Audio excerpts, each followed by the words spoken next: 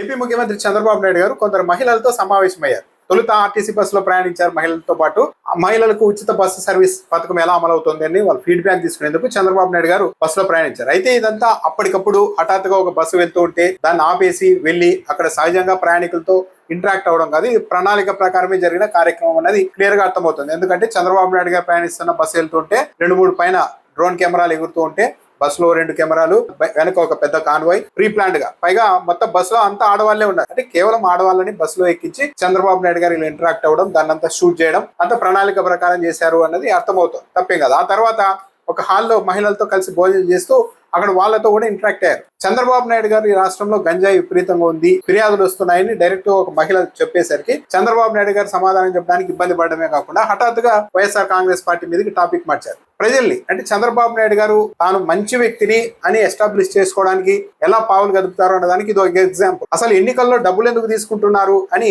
మహిళల్ని ప్రశ్నించారు. రాజకీయ నాయకులు ఏమి వ్యాపారం చేసి సంపాదించారు కదా, మీకు 2,000 ఇచ్చారంటే ఆ తర్వాత 2 లక్షల రూపాయలు వాళ్ళు కలెక్షన్ చేసుకుంటారు, సంపాదించుకుంటారు. కాబట్టి రాజకీయ నాయకులు ఎవరైనా డబ్బులు ఇవ్వడానికి వస్తే మీకు నీతి లేదు కానీ మాకు నీతి ఉంది కాబట్టి మేము డబ్బులు తీసుకోం అని చెప్పాలి అని చంద్రబాబు నాయుడు గారు చెప్తున్నారు. వీళ్ళకి ఓటేస్తే మనకు 10 రూపాయలు ఎక్కువ ఇస్తారంటే మీరు ఓటేసేస్తున్నారు. ఏంటంటే అంటే నేను ఎందుకు వాస్తవంగా మాట్లాడుతున్నా, మీరు కూడా ఆత్మవిమర్శ చేసుకోవాలి.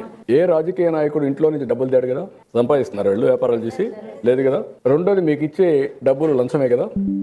ఎలక్షన్లో 2,000 ఇస్తారు, 2,000 ఇచ్చిన దానికి 2 లక్షల రూపాయలు ఆయన కలెక్ట్ చేసుకుంటాడు, అంతే కదా. ఆయన సంపాదించిన దాంట్లో మీకు పీనట్స్ ఇస్తాడు. ఎందుకు ఎలక్షన్లో మనం డబ్బులు తీసుకోవడం మానేలేము? ఇచ్చేవాడు ఆత్రత, ఎందుకు మిమ్మల్ని విన్నోవర్ చేయాలి అని. మీరేంటి ఇచ్చాడు కాబట్టి తీసుకోవాలని, అంతే కదా. అదే ఇచ్చేటప్పుడే మీరు ఒక మాట అడిగారు అనుకోండి, మేము తీసుకోం, నీకు నీతి లేదు మాకు నీతి ఉంది అని చెప్పగలిగారు అనుకోండి.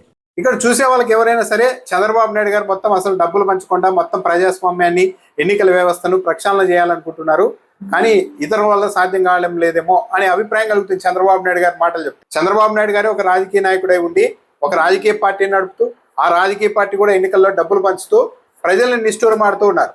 సరే, ప్రజలకు ఏం చెప్తున్నారు, మహిళలకు ఏం చెప్తున్నారు చంద్రబాబు నాయుడు గారు? డబ్బులు ఇవ్వడానికి ఎవరన్నా వస్తే మీకు నీతి లేదు కానీ మాకు నీతి ఉంది కాబట్టి డబ్బులు తీసుకోము అని చెప్పండి అంటున్నారు. అది రాజకీయ నాయకులు అనుభవించుకోవచ్చు కదా. ఒకవేళ పబ్లిక్ డబ్బులు అడిగినా సరే మీకు నీతి లేదు కాబట్టి డబ్బులు అడుగుతున్నారు, మాకు నీతి ఉంది కాబట్టి మేము డబ్బులు ఇవ్వం, మేము మంచి వాళ్ళమని రాజకీయ నాయకులే చెప్పొచ్చు కదా. చంద్రబాబు నాయుడు గారే తన పార్టీ నాయకులతో చెప్పించవచ్చు కదా.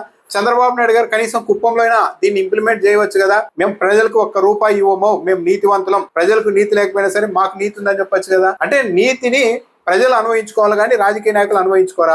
ముఖ్యమంత్రిగా ఉన్న చంద్రబాబు నాయుడు గారు పిలుపునివ్వచ్చు, ఇకపైన ఎన్నికల్లో డబ్బులు ఖర్చు పెట్టాం, అయ్యేది అయిపోయింది, అన్ని పార్టీలు కలిసి ఫెయిర్ గా ఎలక్షన్లకు వెళ్తామని పిలుపునివ్వచ్చు. లేకుంటే ఇంకా డబ్బులు నియంత్రించేలాగా మంచి సంస్కరణలు కూడా తేవచ్చు. అలా కాకుండా చంద్రబాబు నాయుడు గారు మొత్తం వ్యవస్థ పాడైపోతోంది, నాకు ఆవేదన కలుగుతోంది, చంద్రబాబు నాయుడు గారు ఆవేదన చెందుతూ ఉన్నారు అన్నట్టుగా ఎందుకు? ఈ రాష్ట్రంలో కాస్త చరిత్ర తెలిసిన వాళ్ళని అడిగితే ఈ రాష్ట్రంలో ఎన్నికల్లో విచ్చలవిడిగా డబ్బులు పంచే కార్యక్రమం అన్నది చంద్రబాబు నాయుడు గారు ఎప్పుడైతే తెలుగుదేశం పార్టీ పగ్గాలు చేపట్టారో అప్పటి నుండే మొదలైంది అన్నది ఈ రాష్ట్రంలో ప్రతి ఒక్కరికి తెలుసు. ఒక ముఖ్యమంత్రిగా ఉంటూ రాజకీయ నాయకులమైన మేము డబ్బులు ఇవ్వడానికి వస్తాం, మాకు నీతి ఉండదు, కానీ మీరు మాత్రం మీకు నీతి లేదు మాకు నీతి ఉంది అని చెప్పి మీరే డబ్బులు తీసుకోకుండా ఉండండి అని చెప్తున్నారు ముఖ్యమంత్రి గారు. దాంతో పాటు ఒక ట్రస్ట్ నడుపుతున్న మహిళ గంజాయి అనేది విపరీతం అయిపోయింది, మేము కనీసం ఎక్కడైనా సరే ఉచిత భోజనాలు పెట్టాలన్నా పోలీసులు కూడా లేదమ్మా మీరు అలా పెట్టద్దండి, ఫుట్పాత్ మీద భోజనాలు పెట్టద్దండి, గంజాయి బ్యాచ్లు అన్ని వస్తున్నాయి, మీరు పరోక్షంగా వాళ్ళని ఎంకరేజ్ చేసినట్టు అవుతుందని చెప్తున్నారు. మేము అనాథ పిల్లల్ని, తల్లిదండ్రులు లేని పిల్లలకు ఆశ్రయం కల్పిస్తూ ఉంటే వాళ్ళు కూడా మాతో చెప్తున్నారు గంజాయి బ్యాచ్లు సంచరిస్తూ ఉన్నాయి చుట్టూ, మాకు ఇబ్బంది ఉంటుందని చెప్తున్నారు, దీని మీద మీరే ఒక యాక్షన్ తీసుకోండి సార్ అని చంద్రబాబు నాయుడు గారికి చెప్తే, ఫుట్పాత్ మీద భోజనం పెట్టినప్పుడు కూడా పోలీసు వాళ్ళు ఏం చెప్తున్నారంటే అమ్మా ఫుట్పాత్ మీద వాళ్ళకి భోజనం పెట్టకండి, చాలా మంది గంజాయి తాగుతున్నారు ఇక్కడ ఉంటున్నారు, మీరు వాళ్ళని ఎంకరేజ్ చేయకండి అని చెప్తున్నారు. ఇప్పుడు గంజాయి అనేది కొంచెం అనేది పిల్లలు కూడా దాత్రి ఫౌండేషన్ నుంచి కూడా కంప్లైంట్ ఏంటంటే ఆ పిల్లలు తల్లిదండ్రులు లేని పిల్లలు, ఇలాంటి పిల్లలు చదువుకుంటున్నారు కాబట్టి ఆ పిల్లల నుంచి ఆ కంప్లైంట్ వచ్చింది సార్. దీని మీద మీరు కొంచెం చర్య తీసుకోవాల్సిందిగా కోరుతున్నాను. చంద్రబాబు నాయుడు గారు మన రాష్ట్రంలో కంట్రోల్ చేసాం, పక్క రాష్ట్రం నుండి గంజాయి వస్తుంది, ఇదంతా ఒక నెట్వర్క్ ఏర్పాటు చేసుకున్నారు. ఈ గంజాయికి అలవాటు పడిన వాళ్ళంతా వాళ్ళు ఎక్కడున్నా సరే ఈ గంజాయి వచ్చేలాగా ఒక నెట్వర్క్ పనిచేస్తోంది అని ఇలా చెబుతూ తాము ఎలా కంట్రోల్ చేస్తామనేది చెప్పుకుండా ఇప్పుడు ఒరిస్సా నుంచి వేరే రాష్ట్రాల నుంచి వస్తూ ఉంది. కొంతమంది అలవాటైన వాళ్ళు నెట్వర్క్ ఒకటి ఎస్టాబ్లిష్ చేసుకున్నారు. ఇది ఎక్కడి నుంచైనా ఎక్కడున్నా వచ్చేస్తుంది అనమాట. దాన్ని మనం కంట్రోల్ చేయాలి. నాకు వచ్చిన సమస్య ఏంటంటే ఇది ఒక సమస్య అయితే ఇప్పుడు మెయిన్గా ఉండే అపోజిషన్ పార్టీని మీరు చూస్తూ ఉంటారు, వాళ్ళు రోడ్డు మీదకి వస్తే గొడవలు చేస్తూ ఉంటారు, ఒక పోస్టర్ పెడతారు, ఒక పొటేలు నరుకుతారు, నరికి దానికి బలిస్తారు. ఆ చట్టాన్ని ఏం చేయాలో నాకు కూడా అర్థం కావడం లేదు. గంజాయి బ్యాచ్లు విచ్చలవిడిగా తిరుగుతున్నాయని స్వయంగా చంద్రబాబు నాయుడు గారే చెప్తూ ఉన్నారు.